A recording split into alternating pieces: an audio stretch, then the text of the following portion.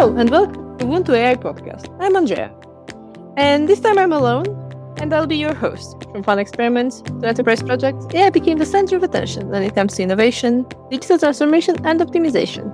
Open source technologies open doors for everyone ready to embark on their AI journey. Ubuntu AI will be your guide in the industry to make an impact. And today I'm not alone. Maciek left me for an episode, but I have someone else joining me as a guest. Michelle, thank you for joining us. I know we have an exciting topic ahead of us and an event actually in a couple of weeks by the time that the episode makes it out. Yeah, hello, Andrea. Thank you for inviting me in your podcast. Really looking forward. And I would like to say hi to Maciek as well. I know he will be listening to this podcast. Yeah, very excited for this and super happy to work with you in the data and AI space here at Canonical. Thank you. And for those who don't know what you're looking after, you're one of our data product managers. And maybe it's intuitively by now, but we will be talking about DataOps. We'll go a bit into MLOps as well, but not that much as usually we go. DataOps comes from data operations, Michelle. But before we get into that, I think we should start by talking a bit about DevOps, which is probably the foundation of what both DataOps and MLOps are. Do you agree with me on that front? Yes. So if it's your first time to hear me in a podcast, at least here in Ubuntu AI, it's my first time. I've been working at Canonical on the data solutions as a product manager, mainly for different NoSQL products such as OpenSearch, MongoDB, and other databases. That's the reason why I will be mainly talking about DataOps, as Andrea mentioned. But before we deep dive to what DataOps is and what it does as kind of like a philosophy or practice or set of tools, I think it will be really nice to talk about DevOps first, because I know and everyone is more aware about DevOps, and of all these ops topics actually kind of followed that DevOps definition, let's say it like that. So when we say DevOps, or development and operation, it's actually those sets of practices that combines different software development and IT operations, so that development life cycle of a high quality software that needs to go to production is more robust, more optimized, and it is complying to sets of practices for it to be the best in the production environment. So that is DevOps. Like, think about it as development and operation. When you develop, you need to build, test, and release. But then when it comes to operation, you have to kind of like plan, monitor things. At the end, the main goal is to make sure that customers are happy, low downtime when you actually use the software, and at the same time for the business owners, that they don't need to do a lot of operational work or managing the software because it suddenly breaks down, right? You kind of like preventively take care of the software before things breaks. So yeah, that's the DevOps practices, Andrea. So I often define MLOps in my talks or in webinars as DevOps, but for machine learning. Should we assume that DataOps is then DevOps, but for databases? Yes. And not just databases, actually, it's a little bit more broader than that. It can be databases, different data analytics tool, data engineering tools as well. It can be pipelines, can be different tools. Can even be covering the big data space. So if you kind of take the concept of DevOps to DataOps, instead of the generic development of software, it kind of talks about the accessibility, the building, the development of tools that is mainly driven by data, until the testing and planning, everything, the whole life cycle of what the data looks like.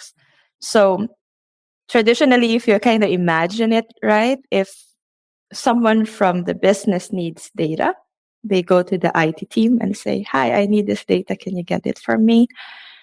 And then that IT goes back and sets of ways to either an API or an extract of information to that specific person in the organization who's requesting the information, and then say, oh, now you can access the data. It can be given through email, it can be given through a storage or drive or a blob, or it can also be an API. So this process of going back and forth of requests and if you can make things available for me becomes very like a burden now that a lot of applications is really mainly driven by data. So with data ops and introduction of data ops, it's kind of introducing this agility and flexibility for data to be easily available through probably a nice pipeline that is ready for someone who wanted to consume it, ways for people who would like to consume it in a way that it's quite easy to play around the data and transform it in the way that you wanted to use it.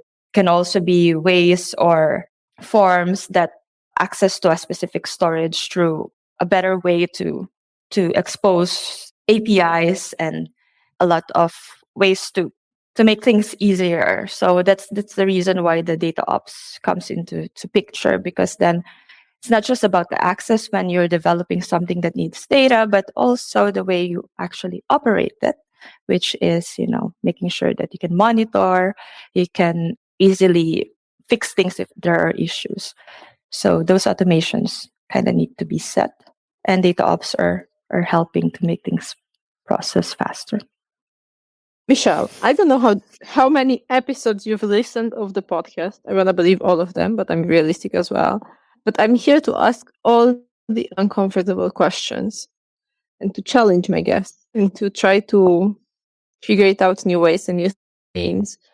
And I think the main thought that came to my mind is that DataOps really enables professionals to use data in a meaningful manner and to build systems that actually use the data in a meaningful manner. Do you think that data ops was accelerated with the rise of artificial intelligence, or it was here long before? Well, I think in terms of the need of data and people thinking that data is the gold of today, right? It's quite acknowledged long time already.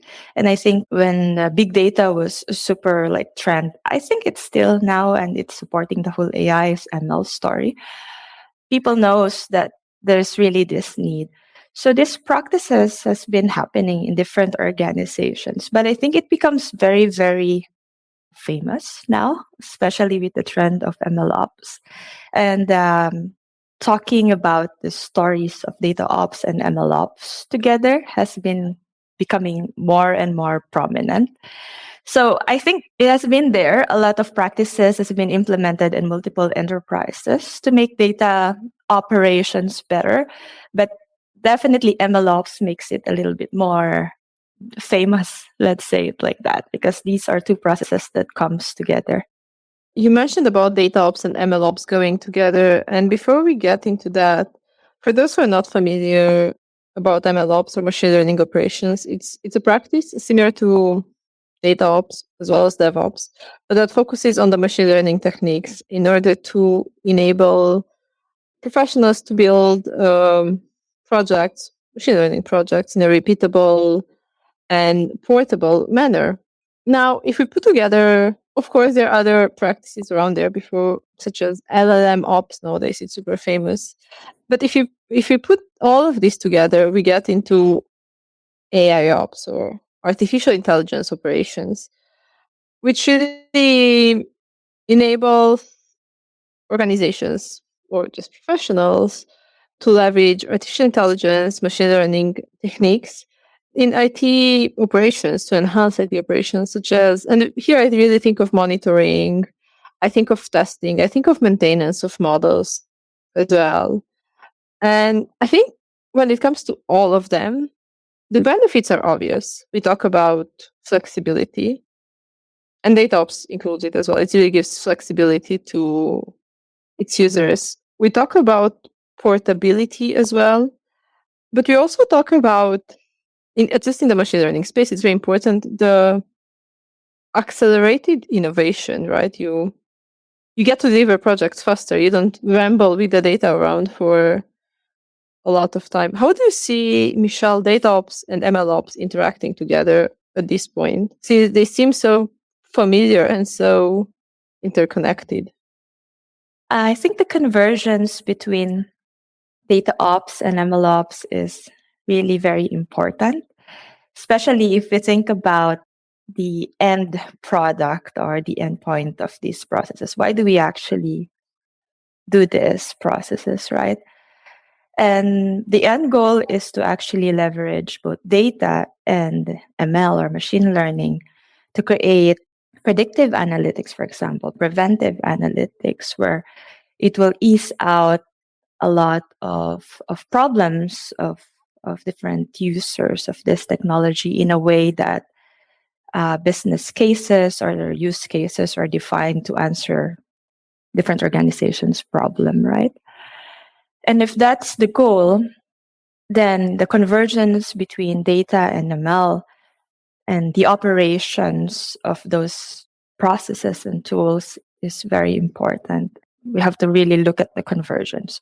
So think about it like, you need to extract the data, you need to process the data in a way that it's transformed, that it's easily consumable. You have to load the data in a specific warehouse, for example, or data warehouse, so that people who wanted to use it can easily consume it. And then you go to the machine learning part where those data were extracted and used and models can be created. And then someone needs to develop an application that, expresses those data and information and the models that you need to ingest and deliver with it. And so that customers can easily consume it in a way that solves the problems of those consumers. And then the people who need to operate those applications and the infrastructure where data and machine learning was deployed has to make sure that everything is working properly 24/7. So the convergence of these practices is really important to serve what is needed for different analytics use case. At the same time, while you tell me this, I realize that these are processes that come with almost a lot of pressure. You don't want your data not to be collected for 2 days because your system failed. You don't want your model to stop training in the middle of the training after 2 months of training, for example. I think reliability is one of the challenges that both of the practices have. But also in the machine learning space, at least, we often discuss with organizations who want to do machine learning, but they're still early in their journey. So they didn't have identify yet the clear use cases that would bring them most of the return on investment. So this is one of the big challenges. But then also, if you look at companies that are a bit more advanced in their AI journey, the tool fragmentation on the market and the overwhelming amount of tools, frameworks that are out there every other day makes organizations confused on what should you choose, what are the criteria to choose a tool. And then also it leads to a clear tools fragmentation. They're not properly integrated. Are there other challenges that you see on the market except for these two? Before we get into that, because you already mentioned you look after MongoDB, you look after OpenSearch as well. Are these challenges that you also hear from your customers on the data side, data ops side, or is just my bubble of machine learning that I just talk to and about every day? I do really agree that a lot of organizations are struggling with the fragmented setup that they have day to day into the tools that they use. And it's also overwhelming to see different tools that you can see out there now that machine learning and AI is such a big thing right now, right? So many people are creating new products and services to offer things. But at the end, these organizations that I talk to or talk with are really needing for solutions that actually can simplify these processes. Yes, you can always present the best technologies out there, ask people to try it out. At the end, they just wanted group of systems or tools that should be able to just, answer the problems that they encounter. But at the same time, they should be able to just access and use it quickly and easily. And I think that's still the challenge across the board because there are a lot of, for example, cloud providers. It has to run in different clouds because of a multi-cloud strategy, for example. And that limits as well the types of tools that you can use, for example. Or another challenge is budget, right?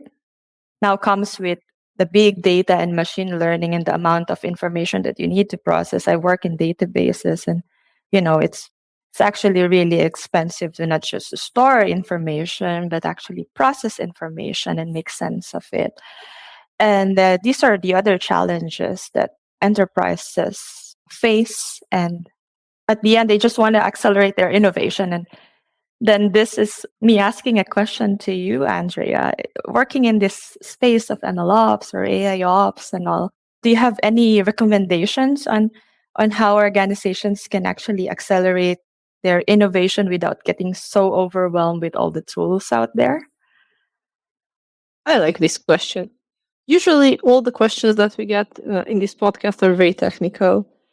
I'm a strong believer that beyond machine learning, organizations should try to innovate and should try to bring anything new in their organization, but because of a problem they have, because of a challenge they face. So my first advice to any organization that I talk with is start with the problem. If you want to build an AI project, start with the problem, because otherwise you will keep researching and trying and trying, and there is a high risk that you will get stuck in this trial phase and you will never see any return on investment.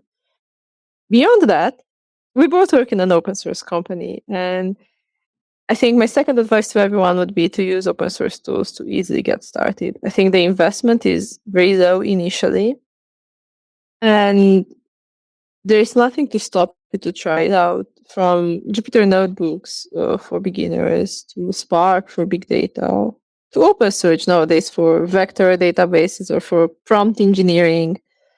I know now you're telling me with your eyes, Andrea, OpenSearch is more than that. There are a lot of open source tools that we could actually use, and organizations can try it out to see if they cover their needs, but only after they understand what's the problem that they try to solve. And then if we look at the architecture, of course, there is an intercompute power when it comes to machine learning. And whether you look at the existing infrastructure and how to use it, because maybe it's underutilized, or you think of starting on a public cloud, having a long-term vision and not just thinking on the moment might address those challenges related to the cost that you mentioned about, Michelle. Yeah. Is there something that I missed or you had in mind in addition to this? I'm curious now.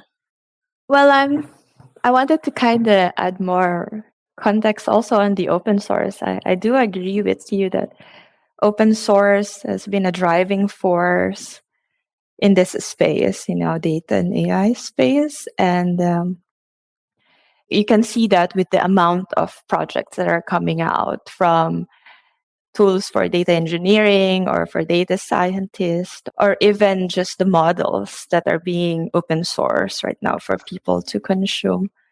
For recommendations, I would recommend open source again with all the benefits it gives. For example, interoperability, right? Ways to integrate, access to talent, because open source works with communities, and just the value it gives in terms of, trying things out with proof of concept. So why not use a tool that can also help you with that and easily accessible? And then the time to market that it offers, because innovation in the open source world is quite quick, easy. You try, fail fast, go to production when things goes right. And I think that was other recommendations and views on open source I would like to add from what you have mentioned a while ago. Michelle, since you mentioned communities, I know you are leading a community that's related to tech, isn't it? Oh, As well? yes. I do, I do. Well, aside from the products I have at Canonical and building communities that works together with, NoSQL data products, I do also have a personal nonprofit organization. When I said personal, it's like I do it in my free time. So we do a lot of upskilling and helping underrepresented youths in Philippines and Indonesia to kickstart their career in tech through offering them free training, certifications, and mentorship in cloud data. So yeah, that's the other thing I do. I think AI should be the next topic, or MLOps that we have. But that's very nice. Community ops. Uh, no, I'm not. No, no, no. I'm not gonna mix that. Being also cognizant of time, Michelle, there was something that triggered this podcast, and it's our talk at the Data Innovation Summit in Stockholm between 24 to 25 of April. I'm never sure about the dates. I feel terrible. Why do you think someone should join us? And where they can Yes, find us? exactly. I think you should meet the data and AI team at the Data Innovation Summit, and don't feel bad. It's the right day. So it's the event will be on April 24 and 25.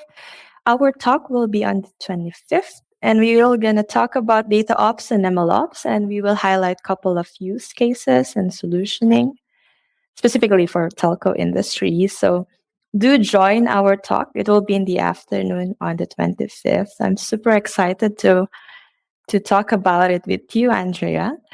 And then in terms of where you can find us, which is Canonical Team, there will be a group of really amazing and awesome people coming there, willing to start discussion with you about data and AI across industries. You can find us in booth C71. I think we will be very apparent there. You can just really see us quite quickly because we will be wearing orange shirts. So I think it's just easy to spot us. But just to ensure I get it correctly, Michelle, DataOps doesn't apply just for telco industry, right? It applies similarly to MLOps for any other industry, any organization who does data operations or has data activities, right? Yes, yes. But specifically on the talk, we will highlight a couple of use cases in the telco industry.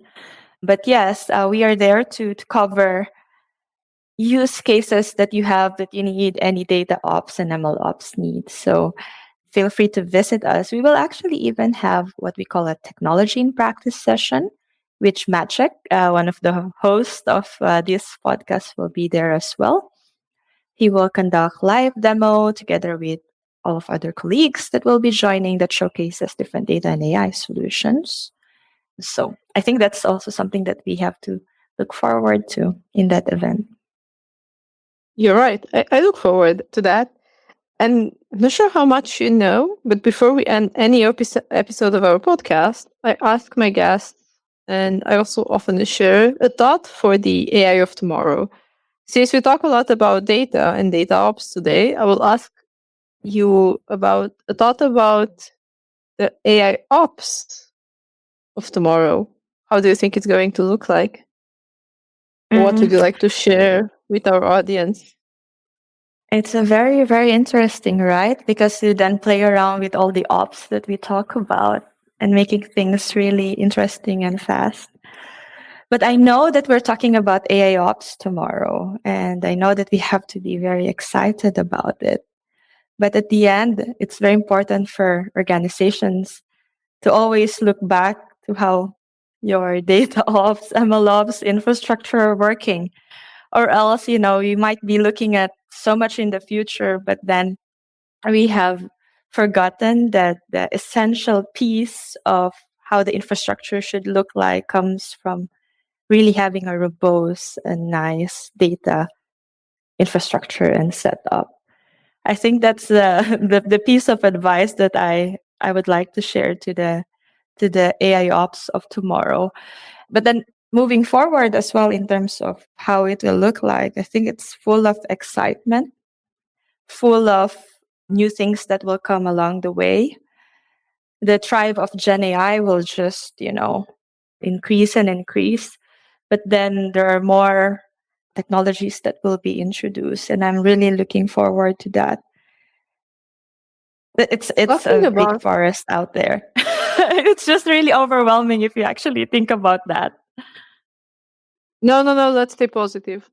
But thinking about things that are about to come, I think this year has been big in the on the data side for Canonical as well, because we launched Charmed Spark. Charmed Spark was actually at the end of last year, but also we added Charmed Kafka in our portfolio.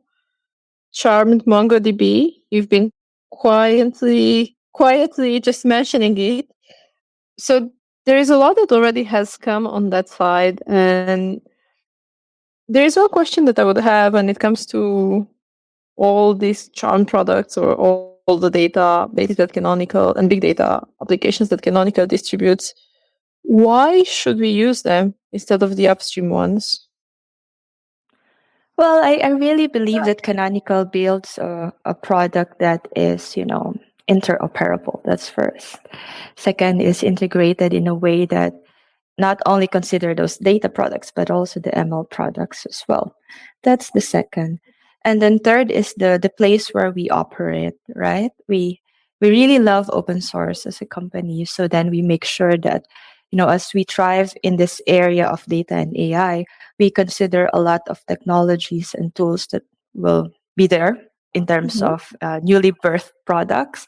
But at the same time, we develop it in a way that you can consume it, for example, on any cloud, right? We are cloud agnostic, or we can actually easily make sure that we are interoperable, as I already mentioned a while ago. So these are the things that is the reason why people will choose or may choose or try Canonical products in this space. And it's very exciting, and I think there are more things that people has to look forward, more database to come, more analytics tools to come. So yeah, follow the data and AI story at Canonical. I like this thought. I like this thought for the AI of tomorrow. I'll also give a bit away from our plans. It's the first time when Michelle and I meet, to talk in a public space, but I'm quite sure it's not the last one, because there is a lot, as she mentioned, going on and coming up around data and AI that Canonical is working on. So stay close. But meanwhile, we'll meet you on 24-25 at Data Innovation Summit in Stockholm, Sweden. Thank you, Michelle, for joining me. This has been fun. It was also insightful to learn more about DataOps, and I'm sure that our audience who can make it to the event, because I know it's already sold out, will learn even more from the use case that we have prepared. And thank you everyone for your time. This is Ubuntu AI, and your AI journey stops here for now. We'll meet in 2 weeks with a new episode. I think this time with Matcha. I'm still thinking about that. In the meantime, follow more articles from us on Medium, and see you at the event. Bye-bye. Thank you, Andreea.